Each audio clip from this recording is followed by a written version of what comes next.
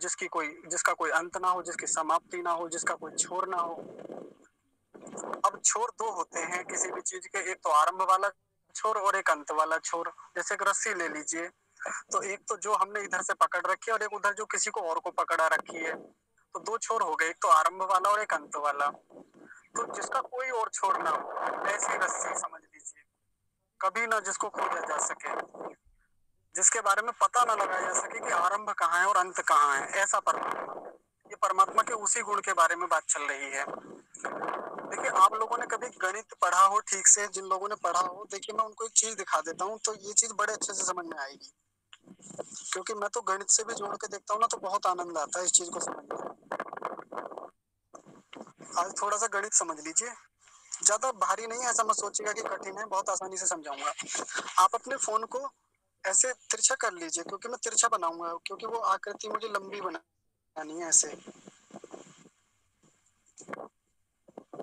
आपने बचपन में, जब आप छोटे से होंगे, दूसरी तीसरी कक्षा में, तो या चौथी पांचवी तक हम पढ़ लेते हैं इसको अच्छे से। ये होती है नंबर लाइन, हिंदी में बोलते हैं संख्या रेखा। इस संख्या रेखा में बीच में जीरो होती है यहाँ पे, और इधर राइट साइड की तरफ चलेंगे सीधे हाथ की तरफ तो प्लस में चलते हैं, लेफ्ट साइड की तरफ चलेंगे तो माइनस में चलते हैं। अब इधर जीरो से राइट साइड की तरफ चलेंगे, सीधे हाथ की ओर चलेंगे तो संख्याएं कैसे चलती हैं? 1 2 3 4 5 प्लस में, प्लस का 1, प्लस का 2, प्लस का 3, प्लस का 4, और ऐसे कहां तक जाएंगे? अनंत तक। और अनंत को ऐसे शो कराते हैं, ऐसे ऐसा चिन्ह बनाते हैं अनंत के लिए, इन्फिनिटिव के लिए। यानी कभी आप कितनी भी संख्याएं लिखते रहिए, कभी समाप्त नहीं होती वो। ये संकेत है। ये ऐसा समझाया जाता है बच्चों को शुरू में। गिनतियां आप कितनी लिखते रहिए, पूरी दुनिया की कॉपी भर दीजिए, सारे नोटबुक उठा लाइए, सब कुछ भर देंगे, लेकिन गिनतियां कभी खत्म नहीं होती। 1 2 3 4 से शुरू होकर अनंत तक चले जाइए, गिनतियों की कोई सीमा नहीं है कि जहां जाके गिनतियां समाप्त होती हूँ। बढ़ाते रहिए एक एक हमेशा। तो उसके लिए फिर ये एक साइन दिया जाता है, ये वाला सिंबल, अनंत, इन्फिनिटिव। अंग्रेजी में इन्फिनिटिव बोलते हैं इसको। ठीक है, ये तो चल रहा था प्लस में, जब हम प्लस में जा रहे थे। अब माइनस में आते हैं, -1, -2, -3, और ये भी कहाँ तक? इधर को चले जाएंगे, ये भी अनंत में जाएंगे, माइनस तक। कितना भी घटाते चले जाइए, एक एक घटाते चले जाइए, और कहाँ तक घटाते रहेंगे? घटाते रहिए, कभी तक भी, कभी समाप्त होने वाली नहीं है। तो संख्याओं को चाहे तो प्लस में लेके चले जाइए, अनंत तक जाती हैं, चाहे माइनस में लेके जाइए, अनंत तक जाती हैं।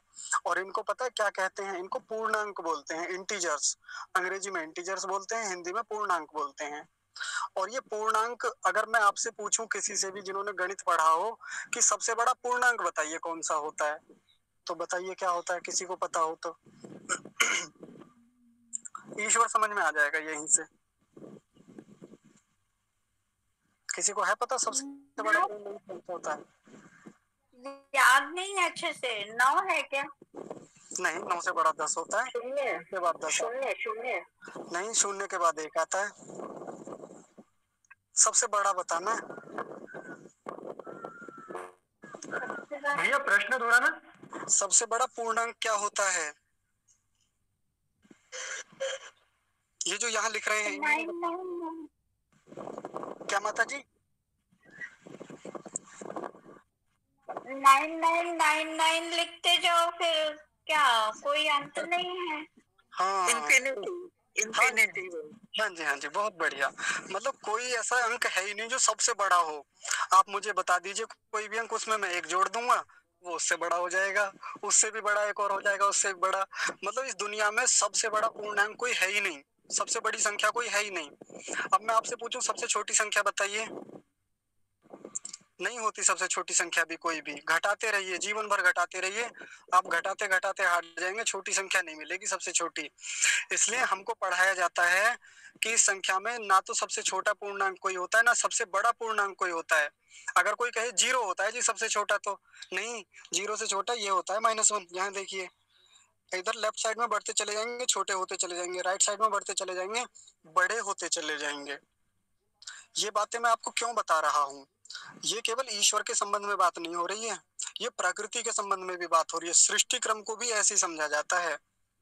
जिस व्यक्ति ने गणित अच्छे से पढ़ा है ना, तो वो सृष्टि क्रम को बहुत शानदार ढंग से समझ सकता है। बहुत गजब का विज्ञान है हमारे गणित में भी। कैसे वो समझिए। परमात्मा कभी कब उत्पन्न हुआ? कभी नहीं, कभी नहीं। कब उसका आदि क्या था, शुरू क्या था, उसका स्टार्टिंग कहाँ से थी नहीं जी। जैसे माइनस में आप कितने भी इधर चले जाइए लेफ्ट साइड में, कोई मिलेगी नहीं पहली संख्या की कहाँ से शुरुआत हुई इन संख्याओं की, माइनस में। पूर्णांकों की बात कर रहा हूं मैं, प्राकृतिक संख्याओं की नहीं।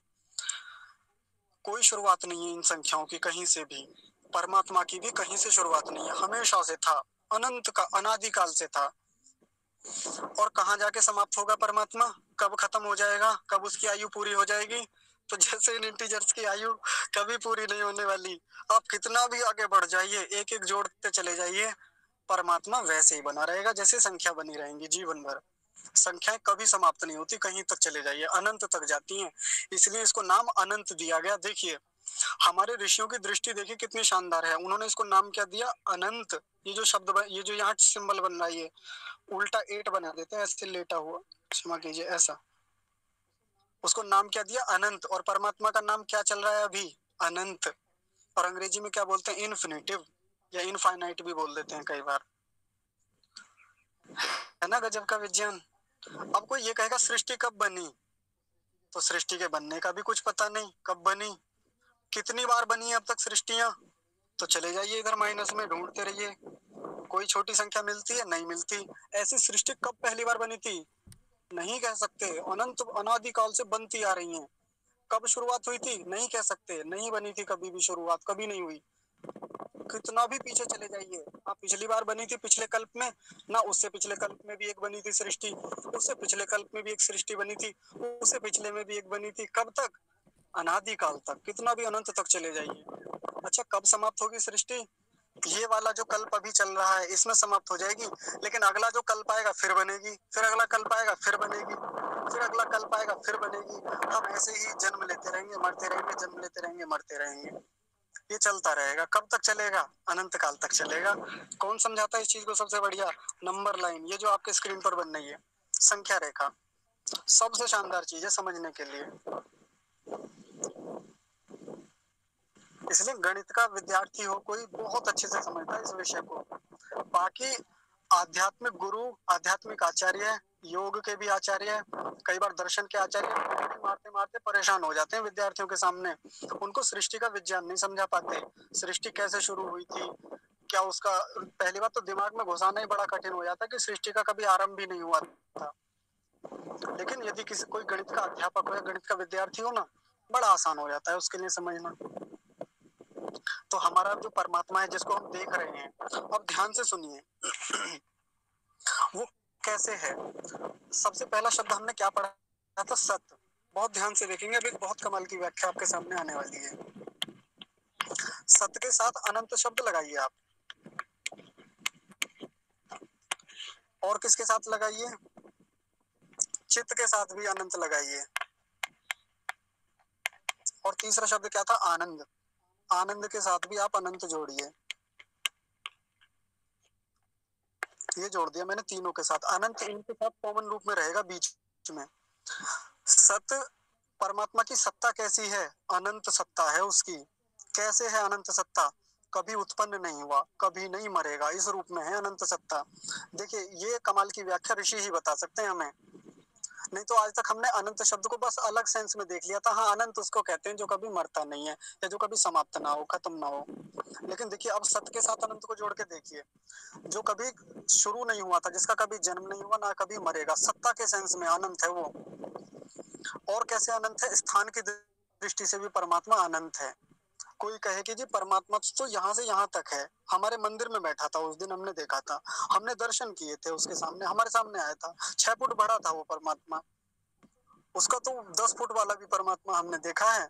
ऐसा नहीं है आपने कुछ और देखा था परमात्मा के नाम पे, परमात्मा नहीं था। परमात्मा अनंत है, उसका और छोर नहीं पा सकते आप। पूरे सृष्टि में सर्वव्यापक वो फैला हुआ है, इस दृष्टि से वो अनंत है। कहीं तक चले जाइए उसकी छोर आप ढूंढ भी नहीं सकते, जैसे संख्या रेखा में नहीं ढूंढ पा रहे थे। सत्ता की दृष्टि से, स्थान की दृष्टि से वो परमात्मा कैसा है? अनंत है। कोई और छोर नहीं, ना उसकी उत्पत्ति का, ना उसके मरण का, ना उसके लेफ्ट का, ना उसके राइट का, ना अप का, ना डाउन का, ना प्राची का, ना प्रतीची का, कहीं भी किसी भी दिशा में निकल जाइए, कहीं उसकी समाप्ति नहीं है। ठीक है जी। अब इसको चित्त के साथ जोड़िए अनंत को, उसकी चेतनता अनंत है। इस सेंस में भी अनंत को देखेंगे, देखिए उसकी चेतनता कैसे अनंत है। उसका जो ज्ञान है, चेतनता को हम ज्ञान से तो समझते हैं, परमात्मा की का ज्ञान ही उसकी चेतनता है। परमात्मा के भीतर जो इतना अतिशय ज्ञान है, अनंत ज्ञान है, वो उसका उसकी चेतनता ही होती है। और वो कितना होता है, वो उसकी चेतनता कितनी बड़ी है, अनंत है वो। हम उसको काउंट कर सकते हैं, उसकी चेतनता को हम उसका मेजरमेंट कर सकते हैं, नाप सकते हैं लीटर में, किलोमीटर में, या किसी और पैरामीटर पे रख के देखें, किसी और मानदंड के अनुसार नापें, उसको नहीं नाप सकते। इतनी वृहद चेतनता उसकी, इतना वृहद विज्ञान उसके पास, अनंत है। और हम क्या कहते हैं, भगत के वश में है भगवान। भक्त बिना ये कुछ भी नहीं है, भक्त है उसकी जान। हमने उसको नोट छापने की मशीन बना दिया परमात्मा को। और उसका स्वरूप कैसा है, उसकी चेतनता कैसी है, अनंत चेतनता है। वैसे ही समझना चाहिए, बिगाड़ना नहीं चाहिए परमात्मा के स्वरूप को। आनंद के सेंस में देखिए, आनंद के साथ जोड़ के देखिए इसके अनंत स्वरूप को। परमात्मा का आनंद कितना होगा। कोई ऐसा तो नहीं है कि परमात्मा एक अनाज की कोठरी है, भाई थोड़े दिन खा लिया, खाली होता चला जा रहा है। एक दिन कई परिवार आके जुट गए उस कोठरी में, और एक दिन सारा अनाज निकाल लिया, अनाज खत्म।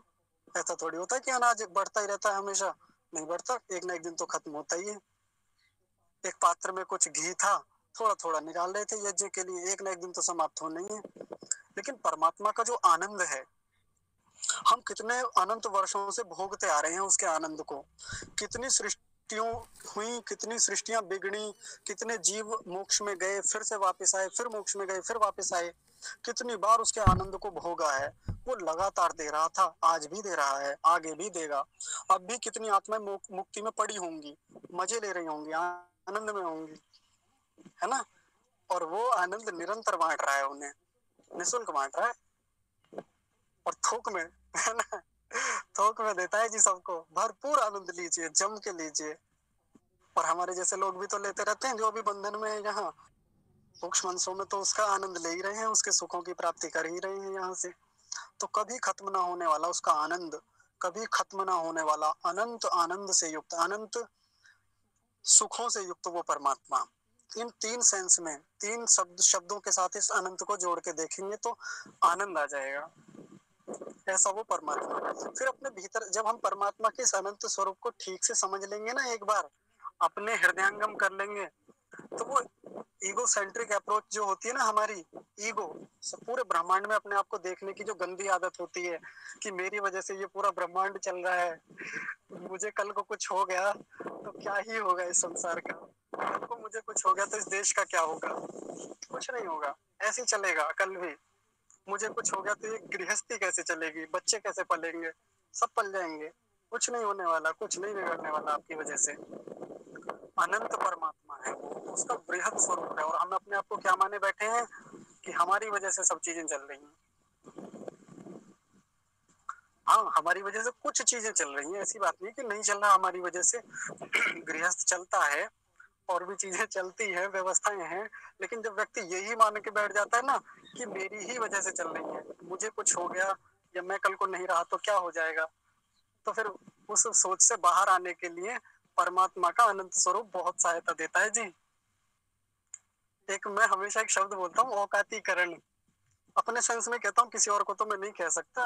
तो औकातीकरण की प्रक्रिया चलती रहती है मेरे जीवन में तो, क्योंकि जब परमात्मा का जितना ही अनंत स्वरूप, ये वृहद स्वरूप जब भी मन में आता है, जब भी चिंतन में आता है, जब भी उपासना में लेके बैठते हैं ना, तो अपना अस्तित्व तो होना और ना होना एक जैसा ही दिखता है, कि कुछ औकात है ही नहीं अपनी तो इस संसार में। बहुत अल्प ज्ञान हमारा है, बहुत अल्प चेतनता हमारी है, बहुत अल्प सुख हमारे पास है। हाँ, सत्ता तो हमारी भी परमात्मा की जितनी है, वो भी पहले भी था, आज भी है और कल भी रहेगा। हम भी पहले भी थे, आज भी हैं, हम कल भी रहेंगे। इस सत्ता के मामले में तो हम भी परमात्मा की तरह अनंत हैं। ये कॉमन है हमारे बीच, ये सिमिलैरिटी है, ये समरूपता है। इस मामले में तो परमात्मा का और हमारा कोई तोड़ नहीं है, हम दोनों बराबर हैं इस मामले में। इस चीज को सोच के खुश रह सकते हैं हम लोग, खुशफहमी में जी सकते हैं। ठीक है जी, चलिए मेरी ओर से तो आज ये अनंत स्वरूप जो है परमात्मा का यही समाप्त करते हैं। और मैं आपसे यही कामना करूंगा कि आप अच्छे से इस पर विचार कीजिए, उपासना में बैठकर परमात्मा के इस स्वरूप को देखते रहिए और विचार कीजिए और गहनता में जाइए, तो बहुत आनंद मिलेगा, बहुत सुकून मिलेगा।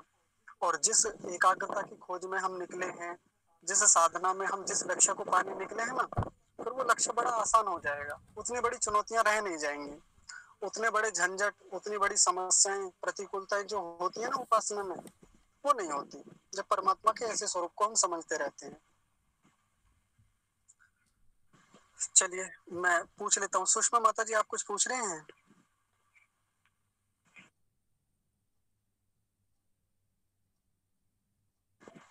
आपने हाथ खड़ा किया हुआ है, सुषमा माता जी।